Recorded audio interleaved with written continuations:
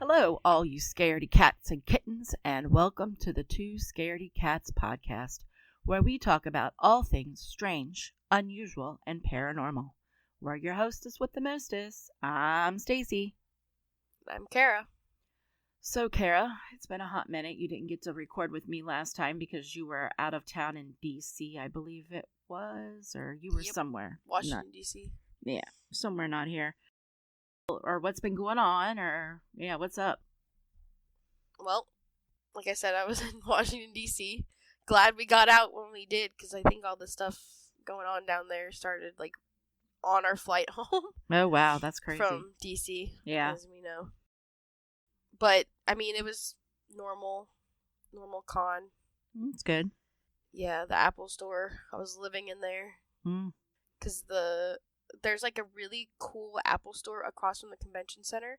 It used to be an old library. Mm-hmm. Well, it still is a library, but so it's got these beautiful columns inside. It's all marble. Do they still have the bookcases in there that they used to use or not? Or they take all those down? Because some of them had to have been built-ins, right?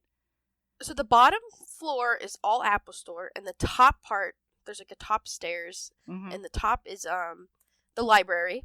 Oh, okay, and cool. There's a museum as well. Oh, and neat. then on the bottom, because there's a basement as well, and the basement has an art gallery. Now, how did we miss that when we were there? Oh, because we didn't go over to that island part that you were on. No. So that's actually funny. So this is not National Harbor. This was in the heart of D.C. We were a little bit away from, all the monuments and stuff. Oh, really? Where were you at? What part of town was it? Do you remember? How far away from the White House were you? Very close. Maybe, not blocks, but we were definitely maybe 5 minutes or so. I don't know. All I remember is doing a lot of walking when we were in D.C. I mean, I did a lot of walking. Well, you'll have to tell me where that building is, because if I ever go back, I'd, love to go visit. That sounds really cool. It's really cool. Like I said, it's such an odd thing that there's just, an Apple store in the middle. Yeah, that is crazy. Sounds neat. It's nice that they're, chill, and they let us take photos in there, and they like us, and... That's good. The only thing was they wanted us to stay on one side, because if we walk through the threshold, it counts as a customer. Oh. So then it goes against their sales. That makes sense. So the guy was like, hey, if you're trying to take photos, just try to stay on this side so it doesn't hurt their sales numbers. No, I get it. Because they probably have to, approach people when they come in. You know what I mean? They probably, to make sure they're meeting all the people that come through the door. I would, tell my clients, hey, if we're meeting in there. And I actually did a photo shoot outside of it. Oh, cool. I mean, obviously. I meant, not a photo shoot. I did an engagement. Oh. Someone proposed. One of my clients proposed during their photo shoot outside of that building. Oh, neat.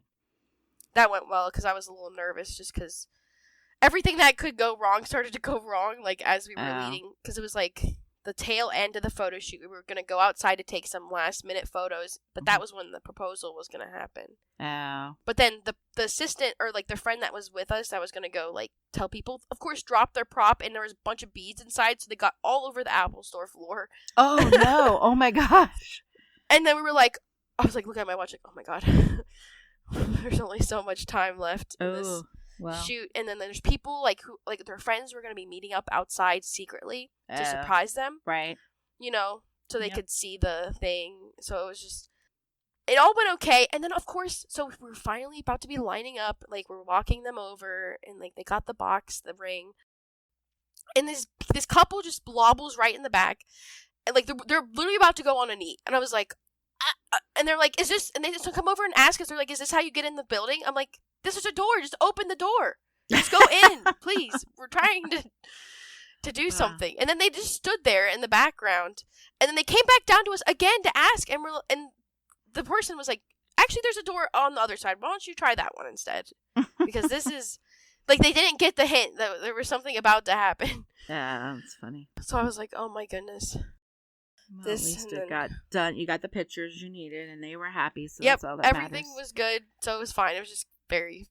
frustrating. Yeah, I know. Aggravating. Stressful. Yep. And then, of course, the same people walked in. They also paid me to do, the person who reached out about it was hey, can I also pay you for just some candid photos? Not my normal photos, Right. So we're doing that too. It was a whole thing. Oh, but speaking about walking, so on my walks recently, because I've been going to that park. Yeah. Because my car was broken, or not broken, but my brakes were messed up. I didn't want to drive and mess them up more. I've been walking to like this park nearby just for fun to go, because it's like nature-y, And there's this tree that I've noticed that people like have been building a shelter under, I guess. I thought it was like a fun thing for the kids because there's a kids camp nearby. Oh no! So it was like a homeless person's camp? No. Oh, I don't think it is. I don't think it is either because every day I go there, there's always new stuff added, and like it's a very like it's right off the walking path. It's very easily seen. Like you can see right through the trees and see it. Like this whole area. Well, don't touch it in case it's cursed. It's an oak tree. Oh, specifically. Oh, interesting. But recently, my most recent visit, there's now a fire pit added. Wait a minute, like a real fire pit? Yes, like they built it. You can clearly tell, like, you know how like people mark it with rocks and there's like firewood in it. What? And then there was like a little, I don't know if I'd call it an altar, but it was clearly like wood presented, and then there was like, looked like a bunch of herbs and medicine, and it looked like it was wrapped up. It looked like a spell or something. Oh like, God, don't like touch it because that's a witch's No, I did thing. not. I did not touch it. I'm not stupid. Right. I did walk in, which probably a little questionable. Oh my! Part. Wait a minute. You walked into the tree where all this stuff was set up. So basically, I'll have to send you the photo. I think you're gonna have this tree. Yeah, I think I've shown you the tree before. We're gonna have to We can always visit the park. I was gonna say I'll take you because it's every day I go there. There's more stuff, more trees added. There's a lot of interesting stuff. It's very curious. I always visit it to check it out, and sometimes there's beer cans, so it seems like kids go there at night too. Maybe teenagers. Right, but they could be unrelated to the other stuff going on. Yeah, that's what I'm saying. It's very bizarre. I have photos too. I've been documenting it now. Every time I go, I take new photos. Yeah, I want to see these photos. Track the progress. And like I said, it looked like it was very intentional. There was very specific herbs and placed on like a stump, so it felt very intentional. She's probably making one of those pouches or whatever, I'm talking or may not have left something for them. So whoever it is, I don't know. Oh my God. Well, you better hope it's somebody with good intentions and not bad intentions. Otherwise, you're going to have a curse or a hex on you. Well, what I did was I left like twigs. I broke some, because it was right by the tree, so I broke some twigs and I put like a protection rune out of twigs in the area. So if they know, they will know what it is. If not, if they're a crazy person, okay. I don't know what they'll think. Okay, you're nuts. But like I said, it's a public park in clear view. It's not like it's hidden. I'll have to show you. I want to see I'll this send you now. Yeah, I later. want to see this now. I'm intrigued. It looks very intentional. Yeah. We should go at night. Ooh, I haven't been back since, night and see if anybody goes over there. I want to go at night, but I'm scared. Maybe if we go together. Maybe we can talk Mario into coming with us. He's going to think we're nuts. I know. He is going to think we're nuts. But yeah, so that's my thing is I keep checking it out. There's a lot of crows that hang out around there too. My crow friends. I don't think that's related, but I always take my headphones off and just listen to them because they caw all over that park. That was my weird story. That is weird. Yeah. Like I said, every day there's new stuff in there. One day I found a Bluey sticker inside of it. Okay, I call it it looks like a Bigfoot hut. Have you ever seen Yes, like it's made out of sticks or whatever, yeah. Yes, they're sticks. It's what it looks like, but all the sticks are placed on a big branch of the tree. So it creates like a tent-looking shape with all the sticks. And every day it keeps growing, and there's more and more sticks. There's like leaves covering it now. Really? It looks very like someone might be sleeping there at night or something. Really? Interesting. I don't know. It doesn't smell bad, though. It doesn't smell like, like what I'm talking about, the smell sulfur or whatever, or brimstone and sulfur. Like the bad smell of like not in a bad way. It just has that kind of like smell. An earthy smell? It doesn't smell like that. It just smells normal. Weird. So that's why I was like, I don't think whoever's staying here, but it's weird that there's now a fire pit. Yeah. And it looked like it was set up. Like it wasn't lit yet. Like it looked like fresh wood. Like they were going to be lighting it. Wait a minute. What day did you see this? I think it was Saturday. Yeah, Saturday's when I went. In the morning? 3. Yeah, I always go in the morning. It was like the sturgeon moon or whatever, but Was there It was full a full moon. I'm almost positive. Wait, yeah, what was last Saturday? It was Jake's birthday weekend, right? No, wait. No, wait a minute. Jake's birthday weekend was the full moon. So what date was yesterday or last weekend? When was the last? No, because I was at a con. Oh. Wait, the full moon was on Jake's birthday, I know. actually. Okay. Oh, so it wasn't the 9th. It was after that. So it was not a moon. After that. It was, okay, yeah, because it was I was going to say. After. It was literally like 2 days ago. Okay. It just happened. Because I was going to say, if it was during the full moon, that would have been like, you know what I mean? That would have indicated that they were trying to do something, some kind of night spell work or something. I don't know. Oh, wait, here. I can just send you the things in our Discord call. They're sending. You'll see them soon. Yep, here they come. Oh, what? Whoa, what? Do you see how bizarre? Do you see what I'm saying? Oh, that is nuts. With you can see it right off the path? Yes, that you see where the corner is, where it kind of dips down the branch. That's right where the path is. You can walk easily in there. I'm surprised nobody has told any of the touched it or anything. I'm surprised none of the rangers like I said, people whatever. walk by. That's nuts. But do you see what I'm saying about how there's the little herbs on that log? It looked very intentional. Dude, that is about as intentional as you can get. Is this the one that was by the soccer complex that when we were out walking? Oh, yes, okay. We've been walking here before. I think I've shown you the tree. Yeah, you and Mario took me one time. It's developed a lot. Hmm. Yeah, there's the pond too, because across from the tree is the pond area, but it's not a pond anymore. It completely dried out, and now there's a bunch of foliage growing in. I know, it's really sad. All the frogs are gone. Oh. And the ducks can't lay their eggs there anymore. The geese and, have fits. Yeah, I know. Aw. I know, it's sad. Because there was an old lady because she'll catch me when I'm walking out of it, and she'll be like, oh, is there no water again? And I'm like, nope. Because I've been tracking the water. Yeah, but that's my interesting... All right, we're going to have to go investigate this when I come up. Yeah, we're going to have to come back, and we'll see if... Because every time... Like I said, because I used to be going, every day I would go on a walk, and every day there would be something new. It was kind of like my fun little adventure of the day. Right. I'd go see what was added or changed. Yeah, because is this where you found that one, stick wrapped with yarn, too, that one time, or was that a different part? I think it's a different part. Oh, okay. I didn't know if that was part of all this, too. No. It's crazy, because this has been... That, tree structure... has been there for a while. I've been keeping an eye on it for maybe a year or two. What? Really? Since we started walking there, there's always been but you didn't show that to me when we went there, because we went there the last time. But recently, that was in March. But it's advanced. It's getting. Oh, it's okay. growing. I see what you're saying. They're adding more and more logs to it. Huh? Do you think maybe they're planning on living there in the winter? I don't know. I don't know. It's so bizarre, huh? So I said it's so weird. We can check it out when you get here. Yeah, we'll have to bring the ghost busting equipment with us too when I come. The good news is I had just done some protection work, so I think I would have been fine if there was a bad thing. I didn't touch anything either. So don't touch. I mean, we're not sure whether it's good or bad, but that's why I said I didn't touch it. I just observed and I took photos. Yeah, that's probably the best thing you can do is take photos, because you don't. I'll have to send you the last time I took photos, because. Like I said, every time it's been changing. It's crazy. Weird. But regardless, I guess we should talk about whatever our podcast, or if you have any updates. Let's see what is going on around here. So I'm sure everybody knows that Taylor Swift released her announcement about her upcoming record that's going to drop. But the thing that I thought was interesting was that she was talking about how she's into numerology, right?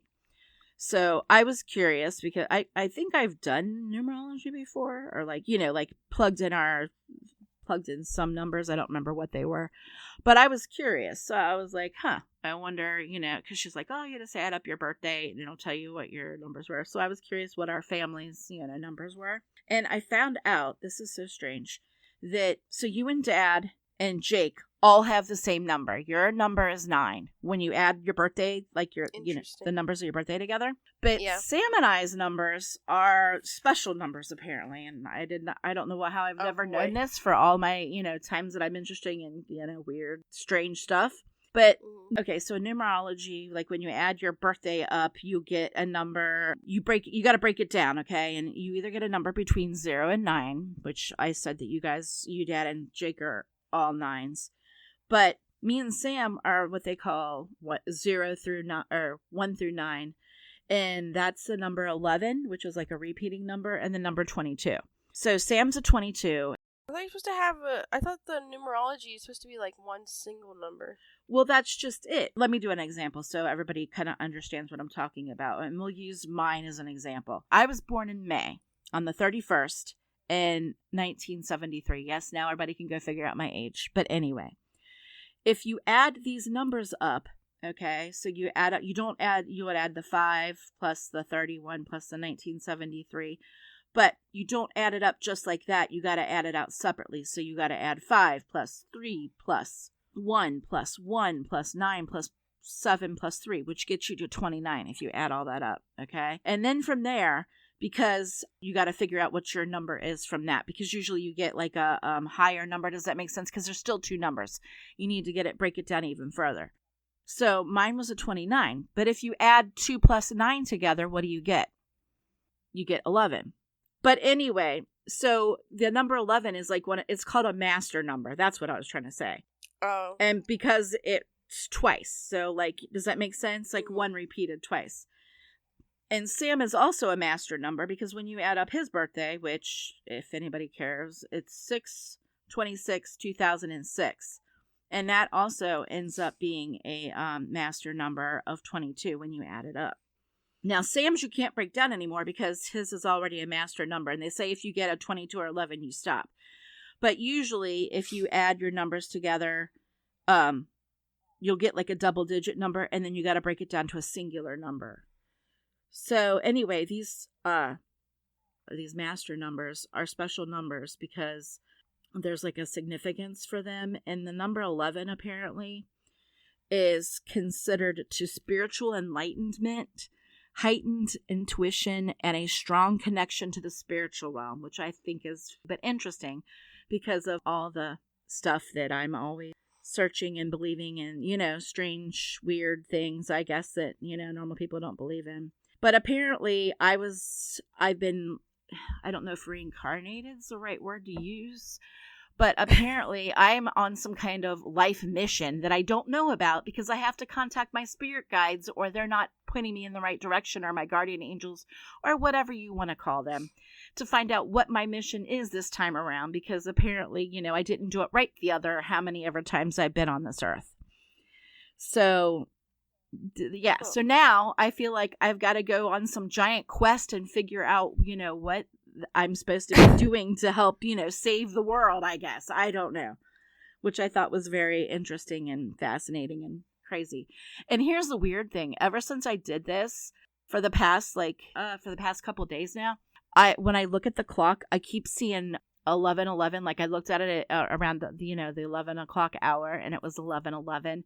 I looked at it at around 3, and it was like 333, which that's called like angel numbers when they repeat like that. So I thought that was interesting. I'm like, okay, so the spirit guides are trying to tell me something. And then Sam's, because we were talking about these master numbers or whatever. Yeah. For Sam's number, he's the master builder.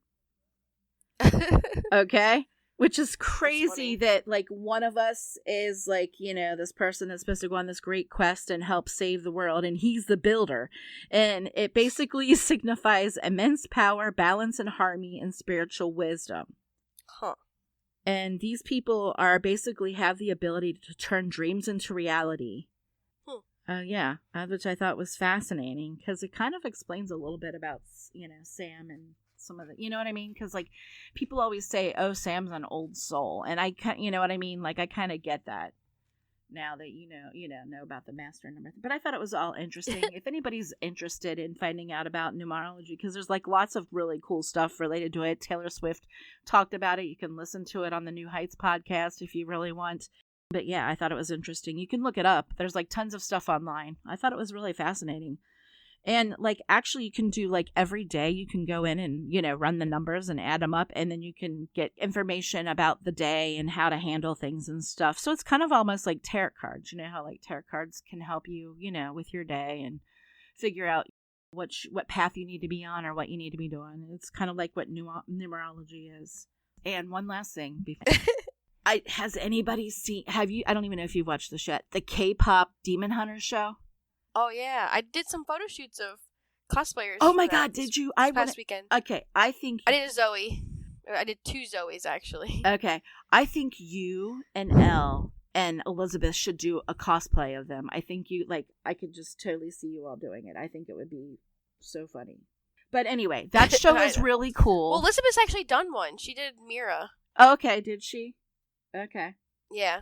I like Rumi. She was my favorite. She's like the lead singer. She Yeah, has like I the like purple, Rumi. blue hair. Yeah. But anyway, if I'm not like usually big into like those kind of cartoons, but I'll tell you what, I was hooked from the second. Yeah, I was hooked from the second. I'm like, oh my god, now I know why it's the number really one good show. too. The music is amazing. The Golden song. Yeah. Oh my god, it sends chills every time I hear that song. I love it. I love that one. Yeah, I could put that on replay all day long. Yeah. And their costumes when they were in the gold, amazing. Yeah.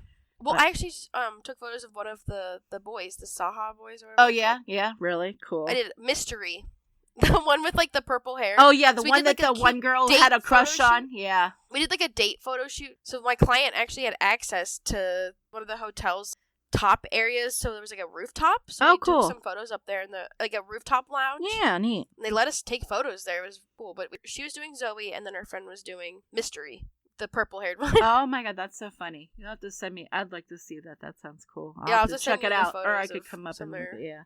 That's funny. I was gonna say Bella did Zoe's her one outfit, her pajama outfit, and because she had the noodles and everything. Oh really? Like you know how Zoe has her like instant noodles, yes, with her name on it. Yeah. She made the prop of it. Did it was she? really good. Oh cool, yeah. I like how they all had their box with their names on it when they were on the airplane. I thought that was funny. Yes. But anyway, I thought it was really good, and if you haven't seen it, you really need to check it out. The songs are very catchy from that. Even the Soda Pop song, which at first I was like, oh my god, this is so cheesy and stupid. That one is so good. But it's good. I was like, oh my god, why do I like this song so much? But yeah. Anyway, so that's all I have to say. I have nothing else to add. Let's go ahead and get started today. Kara, I'll let you go first because I was by myself last time, and so I'll let you take it away this time. So you can go first.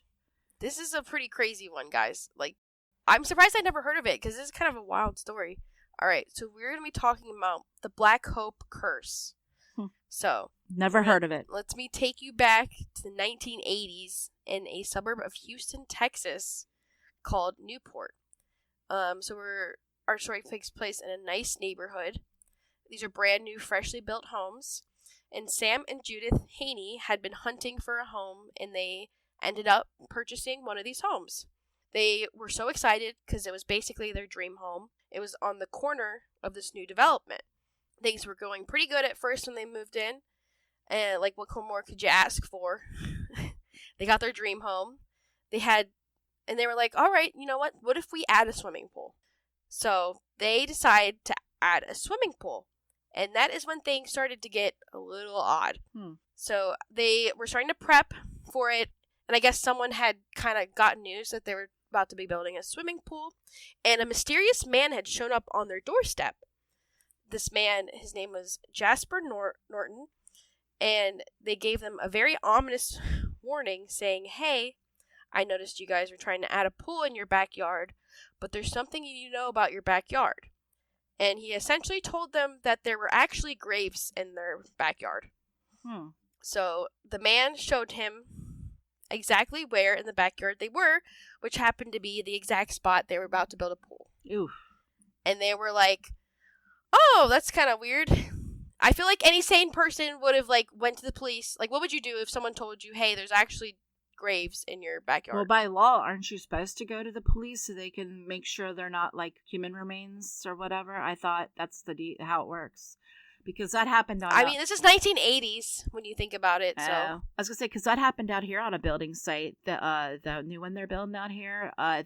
They were digging and they found bones, and it turned out it was from like a Native American tribe that used to be around here. Yeah. And so they had to halt and everything until they could be dated and moved and all that. Yeah. So, now, here we are. I feel like I would have gotten the police involved, personally. Personally, I wouldn't build the pool, honestly. I would have been like, yep, okay, I'm done. Moving on. Well, I don't know. I'm just going to say, I don't think that would have been the correct call. just from what I know happens. All right, so okay. Sam was very shocked, Mm-hmm. and he wasn't really sure how to take this information. So he decided to start digging in that spot, like a sane person. Oh my God! Why? No, this is absolutely insane. Do not just start digging if someone tells you there's graves in your backyard. That sounds like the worst possible idea. You're just gonna piss off whatever Do not disturb is a grave. buried back there. Yeah. Yes. They're not gonna be happy with you. So he starts digging with a shovel, and eventually he hits something. And he starts digging by hand after he hits something, and it's a coffin. Oh, he was absolutely correct. So they end up opening the coffin. Oh my God! I don't think they should have done that either. It gets worse. I told you, this is like. Why would you open it up? At that point, I would have been calling the police. Yeah, I would have called them before you even touch it. That's just bad juju. Insane. Yeah, go ahead. So they opened it up, and what happened? So they open it up, and there's definitely what appears to be skeletal remains. Mm-hmm. So, that's not good. So now he calls the sheriff, and the county coroner gets involved. Okay. So the coroner officially exhumes the body, and most of the bones they're very old, and a lot of them actually end up turning to dust when they pulled them out. Really? That's crazy. I don't think I've ever heard of that before. That's crazy. Right? Huh. And they were able to actually locate another coffin next to that body. Oh, God, stop it. Yeah, I would be done. So there was 2 graves. I would be selling the house. I mean, I don't know about you, but I'd be done. Who's going to buy that? Right. Regardless. I know. So I think that they had thought about it, but they didn't have the funds at the time. Okay. To buy a new, because they just bought this house. It's a fresh, Wait, you said it was a brand new built house, correct? Yes. Well, then built over that. Somebody needs to talk to the developer and the builder because somebody messed up. Just wait, because Okay. it's gonna get a little goofy. All right. So Sam is very shocked, as if anyone would be, and he reaches out to the guy that had Jasper Norton. The guy had come and talked to him, and they were able to find him, and he informed them that their home and multiple other homes in this were actually built over what is known as the Black Hope Cemetery. Oh my God. That's where we get the Black Hope curse from, or like the name. Right, the name. So Jasper Norton was actually one of the people who was digging the graves, he was the grave digger, right? When they passed away, yes, he would. Yes. Okay, I gotcha. So he knew. He personally had buried those bodies. That's why he knew exactly where they were. Well, why was there no entrance or no fence around this cemetery? I'm so confused. They literally just all of the houses were just built over it. Isn't that insane? That is insane. So the last burial in that graveyard was 1939, and there were about 60 people buried in this graveyard. And the people that were buried were African American slaves. Oh shit! That had been freed, obviously by this time. That's not going to be what. So they were, but they had been prior before they died. You know what I mean? They were slaves originally. They weren't slaves when they died. No, I see what you're saying, but still, they they have a lot of so imagine pent up anger and right. Your final resting place. You thought you got peace, and then these knuckles come and start digging you up. Yeah, I would be pissed. I get it. So the family was very disturbed by this. Obviously, that there were 2 people, that they found in their backyard. So they decided to rebury them back exactly where they were, and they were hoping that the souls would rest in peace. I have bad news. They did not rest in peace. These people are not smart. Immediately after reburying them, they began experiencing events in their home. Oh, I bet. Events. I can't wait to hear what kind of fun events they experienced. This is insane, all the stuff that goes on. So Judith began having odd occurrences start to happen to her in the home. A clock in her bedroom had randomly started sparking, and it had this unusual glow to it. Oh, that sounds scary. She ended up checking the clock, and the clock wasn't even plugged in. Oh God, that's even scarier. That's even more ominous. Yeah, that's not a good sign. And she also began to feel like there was a presence in the home watching her. She began to feel very uneasy, Which it could have been just superstition, but some of this stuff is just so crazy that happens to them. So one night, Sam had left for a night shift, and Judith was alone in the home. During the night, she heard the sliding glass door, their back door, open, and she heard a voice that sounded like Sam say, "Hey, what are you doing?" Which was odd, because she was sure that the sliding glass door was locked, and Sam should be at work. So she brushed it off and she just kind of went back to bed. But in the morning, when she went into her closet, she noticed a pair of her red shoes were missing, which was odd. Right. And then when Sam got home in the morning, he helped her look everywhere. And it was very odd that they couldn't find these shoes anywhere. But they had happened to be outside, and they noticed that the 2 red shoes were now on top of the grave. Oh, God. Yeah, I'm done. As if someone had put them there intentionally. Right. Like, they were kind of, like, stood up, not, like, just thrown. Right. Now I see what you're saying, yeah. And they had also realized that that day was Betty Thompson's birthday, which was the name of the lady who they found in their backyard. Oh, gosh. Also, the 2 bodies, they were a married couple. Oh, okay. So people were like, she kept thinking that maybe it was the husband trying to give her a gift because it was on her grave in the afterlife. That's what she kind of kept thinking. Mm-hmm. At that point, but they can have my shoes. I don't want them back. I would be like, you know what? I think we're getting rid of these red shoes. So they were not the only ones who were experiencing odd things happening in their home. Uh-oh. Their neighbors had began to experience things such as their lights, TV, and water faucets turning on and off. They began seeing odd things in their home, like shadow people and weird noises. One of their neighbors, the Williams, started to have very odd things happen. Their flower bed started to develop sinkholes in it that were the shape of coffins. Oh, gosh, stop And no matter how many soil they would try to put to try and, like, fill it back up, it just kept draining. And they couldn't figure out why. They would fill them in with soil, and like I said, they kept reappearing. The Haneys decided to sue the builders. I get this. I'm like, that's insane that they would just build over I would definitely a graveyard and not disclose that to the people. Yeah. So they won initially, but then a reversal said the developers were not liable. What? How can they not be liable? Yeah, hello. That's what I'm saying. Because they moved the dirt around to make it look like there was no graveyard there or whatever. The fences tore it down. Well, they were probably supposed to be gravestones. Yeah, they probably or tore something. them down. They probably got rid of them. Yeah, that's not good. So they ended up having to pay $50,000 in legal fees because they lost the case. I would be. And they had to file for bankruptcy. So not only did they lose that, they also lost their home. Which, I mean, they kind of wanted probably to be out of there if I had to take it. Right. And this is where it gets really insane. So the Williams also tried to go the legal route. Right. But since they didn't have a body on their property, there was no proof, so they could not. They had no case, essentially, is what they were told. And, however, there was this old oak tree in the backyard that had an arrow, looked like it was, like, carved into it, and they began to become suspicious that was actually a grave marker. So, Jean, which is the name of the wife, she became extremely distressed by all the things that were happening in her home. And she eventually snapped. And she decided that if they want a body, I'm going to find one. And so she decided that she was going to start digging on her property until she found a body. Okay, fun. Which was a horrible decision, Mom. Just trust me. So she began digging, and she immediately became physically ill that she had to stop. As if it was like, Yeah, somebody didn't want her digging. Like, they didn't want her digging, up their bodies or whatever. Yep. So her adult daughter, just so you know, I will never be helping you dig up your backyard if you think there's a body, just so you know. Her adult daughter started digging for about half an hour. She was able to dig before she became ill too.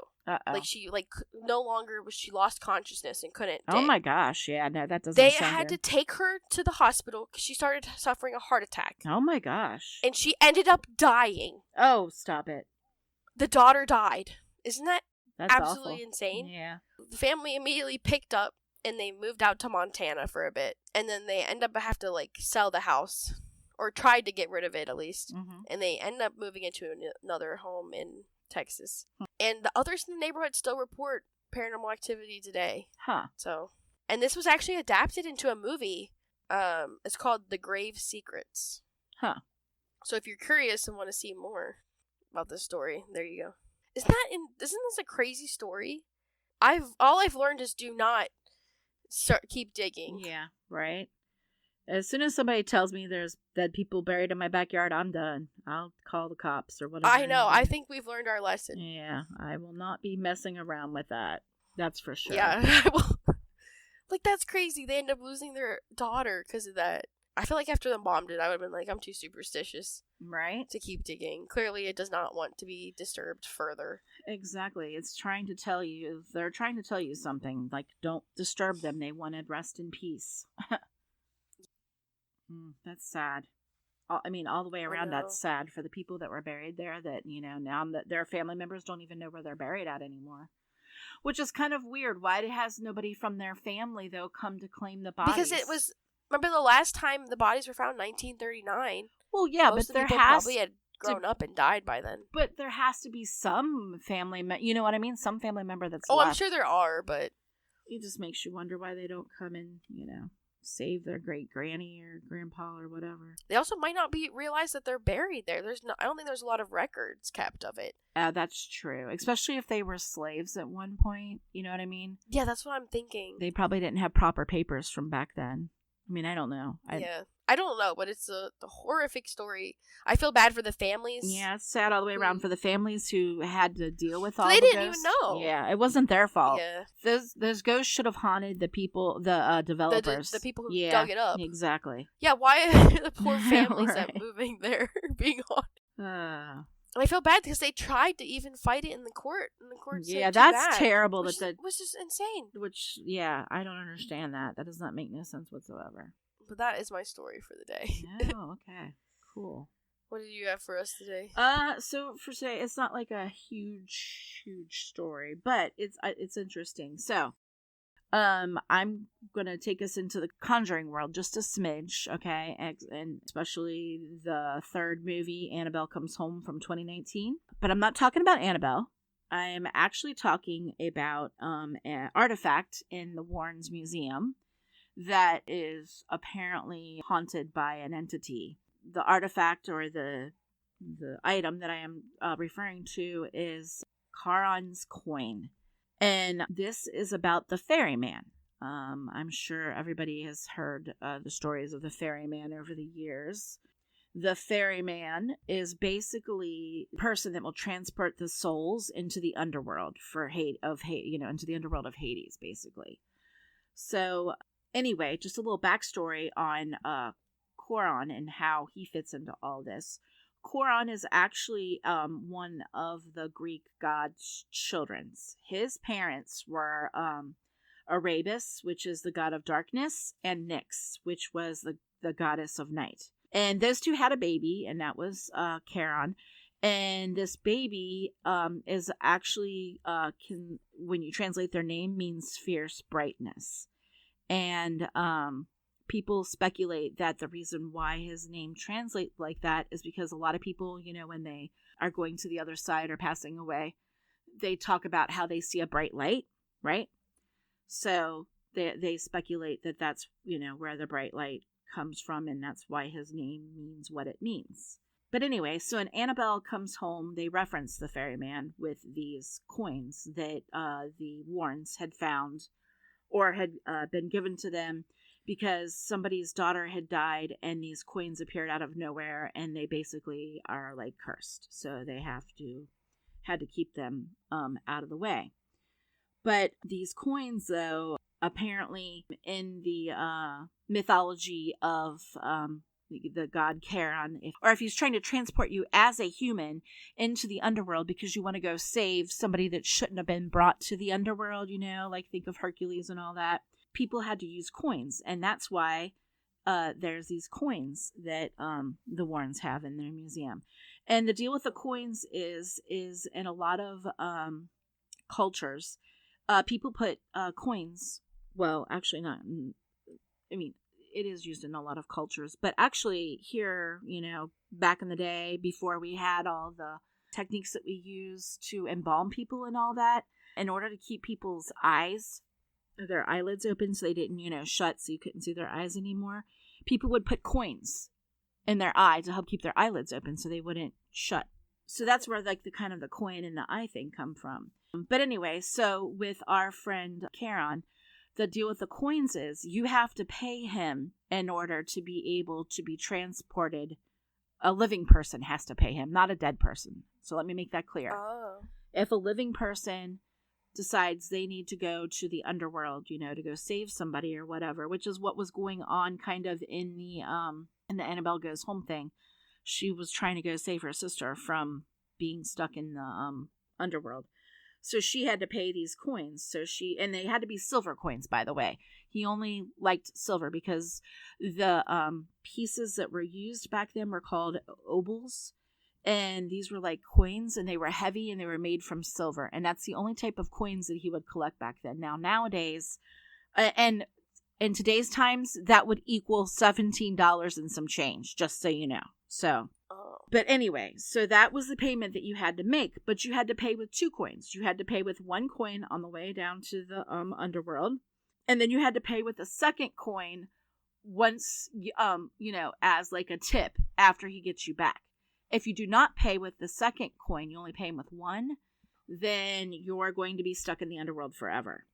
So basically, the ferryman is not a guide to the afterworld, but he is a... You heard the song? No, what song? The Ferryman song. Oh, yeah, I've heard that. I thought you meant like you're hearing a song right now. I'm like, don't freak me out like that. I thought you meant... No, but listen, so... You're talking about the ferryman. I know, I gotcha. But the ferryman, I know. Don't pay the ferryman. Yeah, I know. So the ferryman is not a guide to the afterlife, but it's basically a malevolent entity or like a deity, and he demands payment for safe passage. And he is the one who would trap souls too. So you need to make sure you pay him.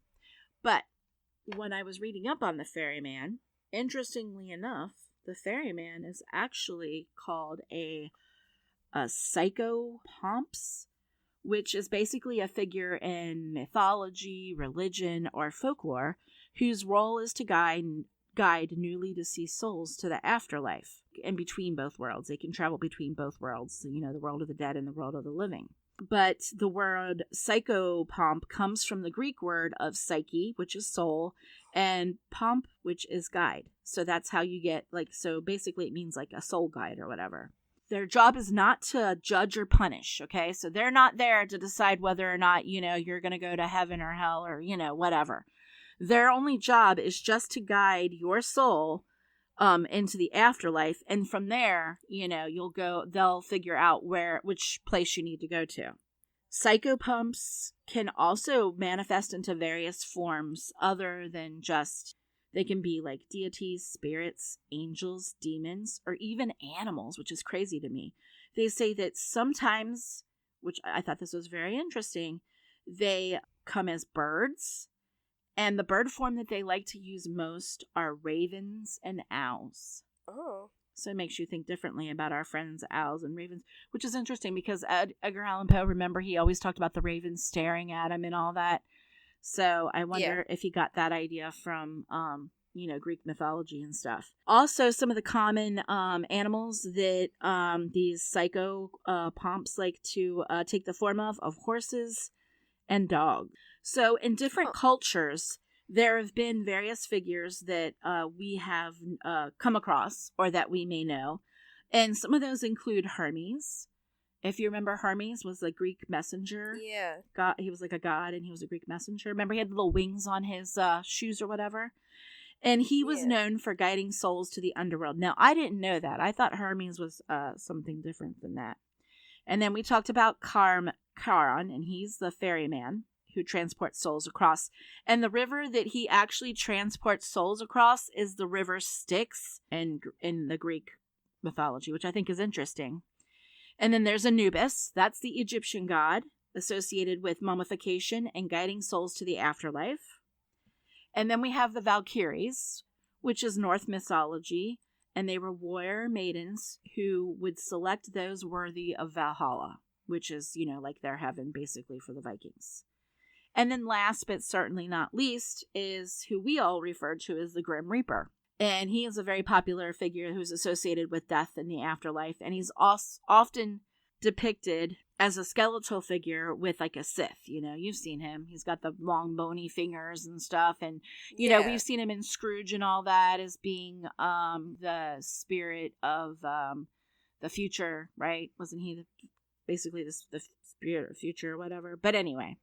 So I thought it was really interesting that we have all these different types of ferrymen from different cultures and different religions and that all have this same type of entity, creature, whatever you want to call them, that helps deliver a person's soul to the to the afterlife. And then from there, something, someone, whatever you believe in decides whether you can go, to the good place or the bad place. So I thought that was really interesting. And I had never, I've heard of the ferryman before because it's also in, do you remember Insidious? Yeah. Yeah, and like was it the third one where the main lady, remember she had to go on a boat and she had to go across the river? Oh, yeah. I remember that? Yeah. So that was the ferryman that was in that too. So there's a lot of instances in horror movies and that where we see and hear about the ferryman. Well, there's a Will Wood song called The Ferryman. Okay. I was trying to tell you that it's different. Oh, okay, because I was thinking of the popular, don't pay the fare, don't even pay same price. Yeah, I'll have to find that one. But yeah, just make sure if you do ever get visited by the ferryman that you make sure you pay twice, not once, because if you don't pay twice, then you're not gonna make it back.